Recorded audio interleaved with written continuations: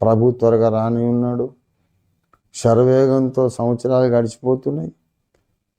అంటే శరవేగంతో మనం క్రీస్తు న్యాయపీఠం మీదకి, ఆయన న్యాయపీఠం ఎదుటికి రాబోతున్నాం లెక్క చెప్పుకోవడానికి. మరి ఆయన ముందుకు వచ్చినప్పుడు ఆయన లెక్క అడుగుతాడు. నేను అప్పగించిన పని ఏం చేశారు? మీరు యుద్ధానికి వెళ్ళారా, లేక సామాను దగ్గరైనా కావలి ఉన్నారా? యుద్ధానికి పోయి యుద్ధం చేసిన వాడికి ఎంత బహుమానమో, ఎంత జీతమో, సామాను దగ్గర కావలి ఉన్నా అంతే బహుమానం. మీరు ఏది చేశారు రెండిట్లో? అసలు చాలా బాధాకరం. వాక్యం చెబితే వినడానికి వేల జనం వస్తారు, కానీ వేల జనము అర్ధరాత్రి ప్రార్థన చేద్దామంటే ఎందుకు రారో? అందులో 10వ భాగమన్నా రావాలిగా.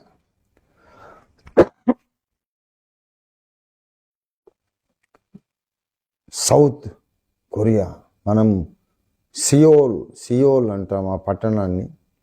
సోల్ అని కూడా అంటారు స్థానికులు. అక్కడ పాల్ యాంకిచో గారి సంఘం ఆదివారము ఆరాధనకు వచ్చే వాళ్ళకంటే ఎక్కువ మంది విజ్ఞాపన ప్రార్థనకు వస్తారు. ఎక్కువ మంది. మీరు సరిగానే విన్నారు, మేము పొరపాటుగా ఏమి నోరు జారి చెప్పలేదు.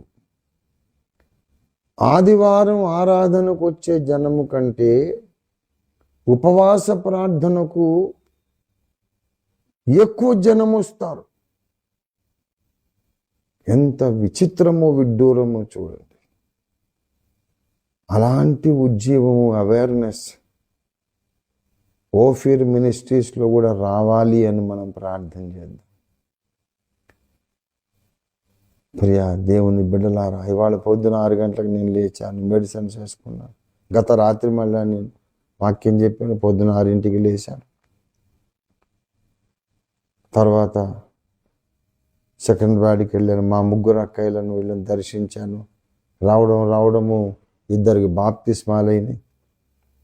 ఆ బాప్తిస్మాలు అవగానే ఈ సంవత్సరానికి మొట్టమొదటి కర్మల ప్రార్థన కనుక నిజాంపేట చర్చ్ గ్రౌండ్లో కర్మల ప్రార్థన నడిపించి మళ్ళా వచ్చి రాగానే ఇప్పుడు మీ ముందు కూర్చున్నా. నా జీవితంలో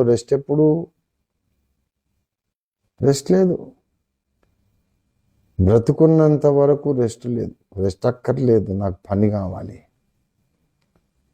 దేవుని కార్యాల పట్ల ఆశ, ఆసక్తి, జరుగుతున్న పోరాటము కొరకు భారము, జరుగుతున్న నష్టాలను బట్టి హృదయంలో మంట. దేవుని కార్యము డిలే అవుతుంది, ఆలస్యం అవుతుంది, మంట మండాలి. మనం కట్టేసిన కట్లు తెంపుకొని వచ్చేటంత ప్రార్థన భారం ఉండాలి. కుర్చీ కట్టేసిన పుట్టుకుని తెంపుకొని వచ్చేటంత ప్రార్థన భారం ఉండాలి.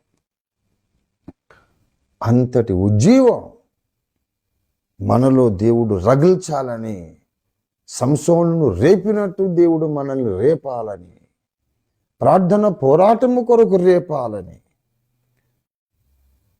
అగాపే సంపూర్ణ సువార్త సంఘములో ఉన్న ప్రతి ఒక్కరిని ప్రార్థన కొరకు దేవుడు రేపాలని మనం ఈవేళ ప్రార్థన చేద్దాం.